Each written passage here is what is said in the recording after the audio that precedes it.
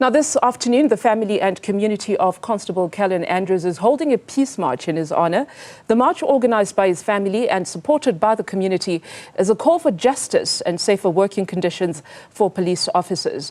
Newzroom Afrika's Sipha Kema joins us live from that location. Good afternoon, Sipha. Has the march started? I understand you're also with family members there. Well, that is true, Audrey. I mean, we just marched coming from Gelvandale Clinic all the way to the Gelvandale police station. As you can see, the number of people and community members, family, friends here in support and also in honor of Constable Callan Andrews. They're all here today to demand justice, but also to say enough is enough. As you know that this area, especially the northern areas, Gelvandale, as well as where Constable Andrews was tragically gunned down, is a high crime spot, but not just any crime.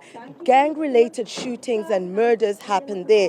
And they're saying today, enough is enough. We're taking back our streets from the gangs. Now, I'm going to bring in now Mr. Sarfontaine, Mr. Eugene Sarfontaine, who happens to be Callan's mother's uncle.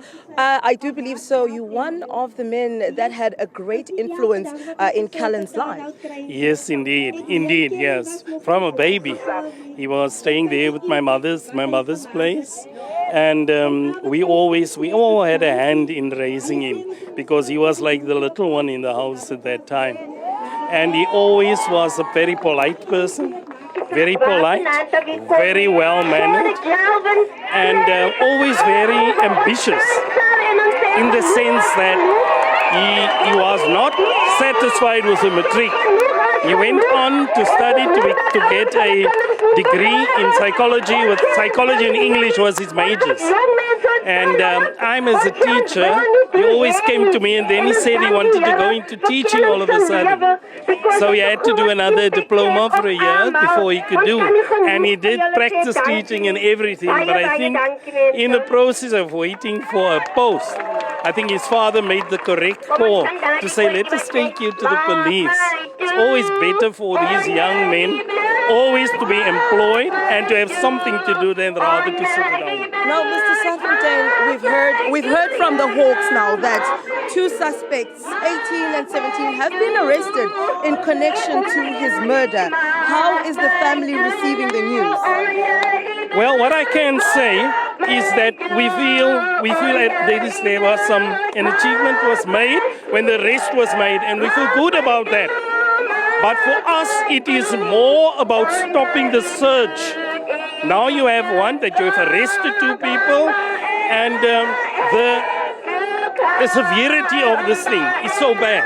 The fact that he was pushing a van, and these guys were apparently pushing with him. And when the van started and the driver, the other partner was making a turn, in that process they turned on him. It's an act of cowardice. And as a family, we feel very aggrieved with that act of cowardice that happened. You're pretending to help somebody, but in the meantime, you have a different agenda, and that is to kill him.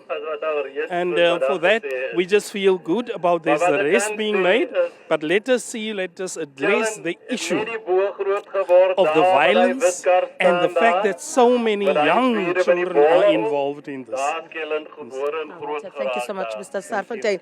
That's Eugene Sarfontaine there, Audrey, uncle to Callan Andrews' mother, talking to us, of course, saying that as a family they welcome the arrests. However, they're still demanding justice, but also fighting against the surge of crime and violence within the streets of the northern areas. And that's why exactly they are gathered out here today in front of the Gelvandale police station to say enough is enough. And from here, Audrey, we will be making our way to the site, the crime scene where Callan took his last breath. And it's just a few streets from here, and the area is known as Katanga. If you remember yesterday when we were doing a live crossing from there, when we went there, we had to have 3 police vehicles escorting us to that particular area. And I think that pretty much paints a picture of the kind of area that we will be going into, Audrey.